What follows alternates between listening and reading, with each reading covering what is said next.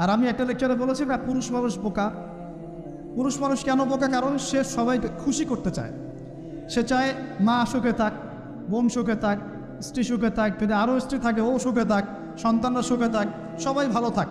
এবং তাদের ভালোর জন্য তারা কত কষ্ট করে, দিন রাত ডিউটি করে, অফিসে যায় আসে, জ্যাম ফেস করে, মানসিক প্রেশার নেয়, শারীরিক প্রেশার নেয়, নাই না?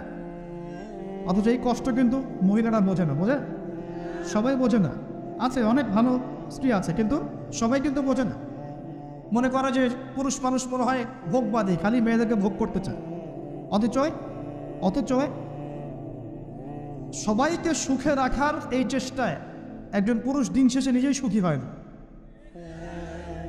বহু পুরুষ শেষ বয়সে গিয়ে একাকিত্বে ভোগে, একা হয়ে যায়। এই জন্য বলছি, ফ্যান্টাসি বাদ দেন। ফ্যান্টাসি বাদ দিয়ে হালাল রিজিক হয়েছে, একটা নেককার পরহেজগার মেয়ে দেখে বিয়ে করে নেন, ব্যাস তাকে নিয়ে দুনিয়ার ছোট্ট জীবনটা কাটিয়ে দেয়। আর জান্নাতে তো হুর করে অপেক্ষা করছে ইনশাআল্লাহ। কি মনে করেন অপেক্ষা করছে না? এই লেকচার বাসায় গেলে কি হবে আমার অবস্থা আমি জানি না, কিন্তু